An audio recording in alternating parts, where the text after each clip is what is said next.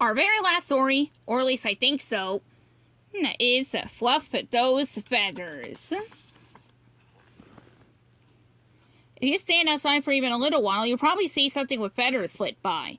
You know what it is. A bird. All modern birds have feathers.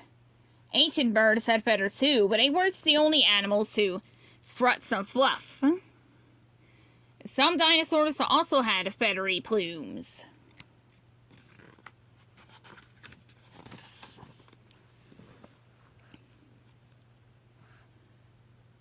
Inkysora had a face that looked like a parrot. No, it's the end feather-like bristles sticking straight up on its tail.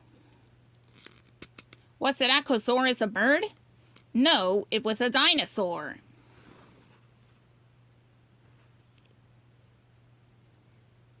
It's a judgy. Had fluffier feathers. They were rainbow-colored, and they changed color in different lights, like some hummingbirds' feathers do. But Judgy was a dinosaur, not a bird.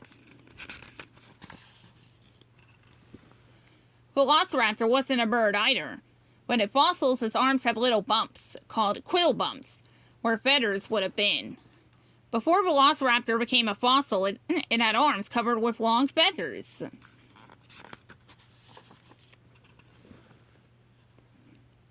Not all dinosaurs had them, but feathers were useful for the ones that did.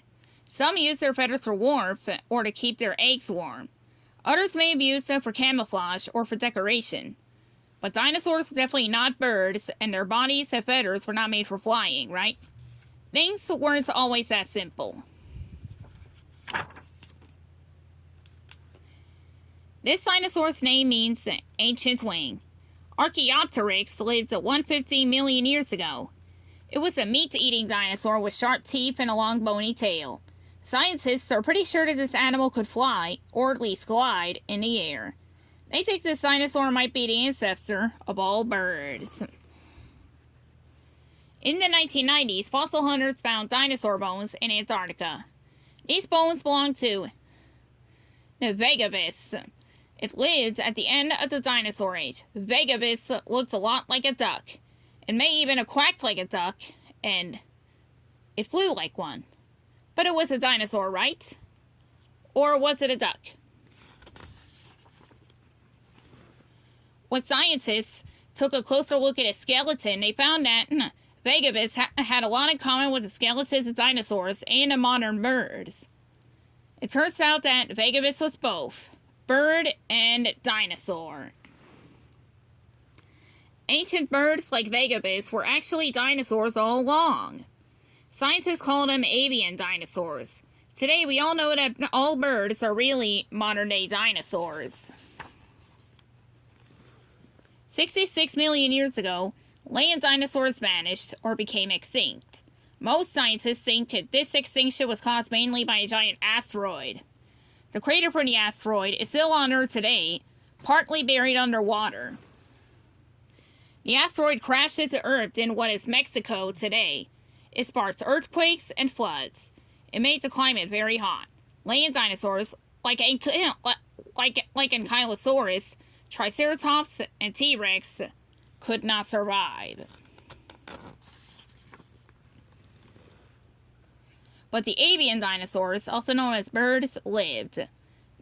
They were small and needed, less food than the land dinosaurs. They could travel farther faster by flying. That allowed them to escape some of the effects of the asteroid.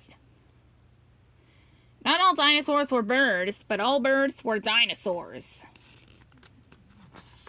Or are dinosaurs. The avian dinosaurs that survived extinction changed over time. They lost their teeth and bony tails. They branched off into more than 10,000 different species like pelicans, parrots, and raptors. They became modern-day birds.